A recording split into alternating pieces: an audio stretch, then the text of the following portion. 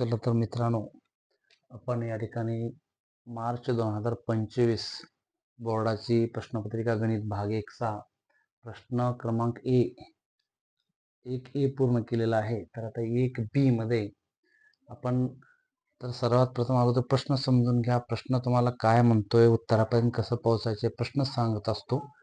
प्रश्न अचूक समजून घेऊया.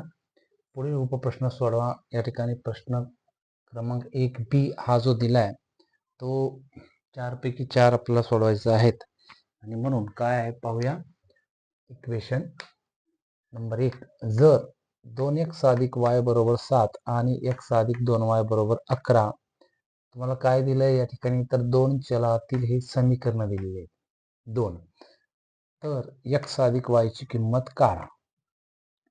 फार सोपा प्रश्न आहे, तुम्ही लक्ष द्या. कशाची किंमत काढायची आहे? दोन चल आहेत, चलांची बेरीज. मग हे दोन चल कुठं आहेत? थोडस प्रश्नाकडे लक्ष केंद्रित करा.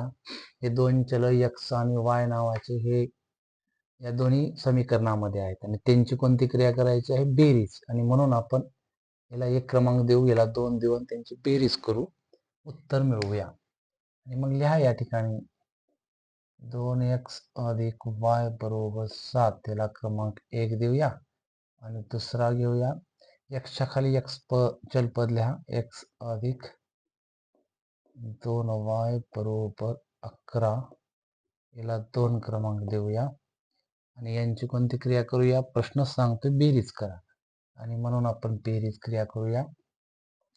इथं सारख्या चलपदांची बेरीज होत असते. 2x अधिक 1x म्हणजे 2 आणि 1 3x, चिन्ह कोणतं आहे? धन. 1y अधिक 2y 2 आणि 1 3y बरोबर 7 आणि 11, 7 आणि 1 8 हे झाले 18. आपल्याला काय पाहिजे? x आणि y, फक्त x आणि y, आणि म्हणून हा 3 आपण काढून टाकूया. 3 कसा काढणार आहात? तर या ठिकाणी आपण या समीकरणात 3 न जर आपण भागला तर 3 निघून जाईल आणि मग इथे लिहूया या समीकरणास 3 ने, या समीकरणास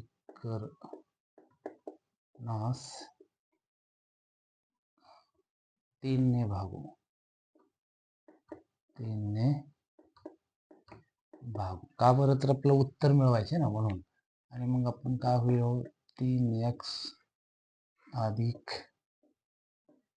3y बरोबर 18. प्रत्येक पदामध्ये आपण 3 न भागणार आहोत, कारण प्रत्येक पदाला ही क्रिया केली जाते.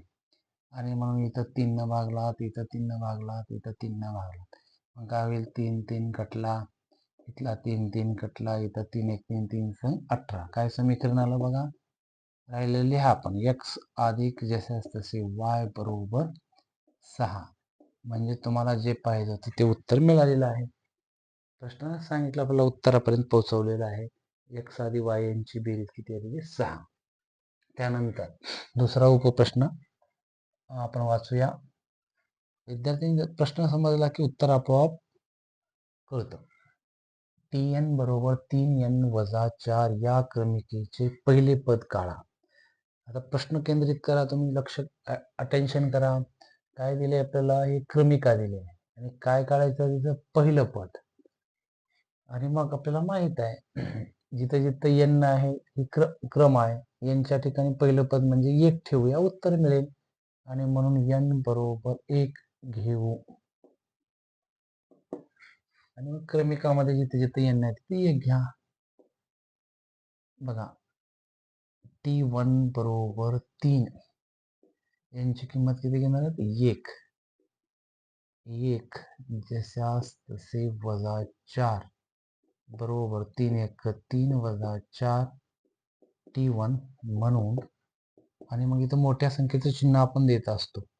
मोठं 4 आहे त्याचं चिन्ह दिलं आणि 4 मधून 3 कमी केले तर 1 उत्तर आलं. t1 बरोबर 1.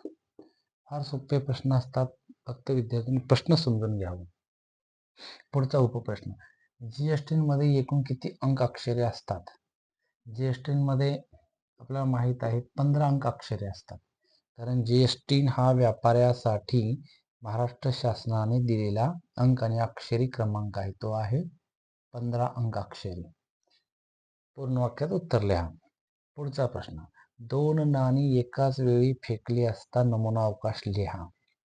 किती नाणी आहेत विद्यार्थ्यांनी लक्ष द्यावं. 2 नाणी एकाच वेळी फेकल्यानंतर काय करायचे, नमुना अवकाश. 2 नाणी म्हणल्यानंतर आपण थोडस इथं रफ काम करू शकतो. एक नाणी म्हणजे हेड आणि टेल हे 2 पृष्ठ आहेत. एका नाण्याला असतात 2 बाजू, एक हेड आणि दुसरी टेल. परत दुसरं नाणं आपण एकाच वेळी घेतो, दुसरे पण हेड आणि टेल. तर आपण ही एक जोडी तयार करूया, एच एच एच टी. दुसऱ्या वेळी आपण टी एच आणि टी टी, म्हणजे किती होतील, 4 होतील. आणि म्हणून इथं लिहूया आपण नमुना अवकाश एस बरोबर H H comma H T comma एका वेळी 2 झाले. आता टी फिक्स घ्या, टी एच आणि कॉमा देऊन टी टी. तर अशा पद्धतीने आपल्याला नमुना अवकाश एस बरोबर किती आहेत मोजा, 1 2 3 4. फार सोपे प्रश्न असतात. प्रश्न समजून गेले की सहज उत्तर मिळतं.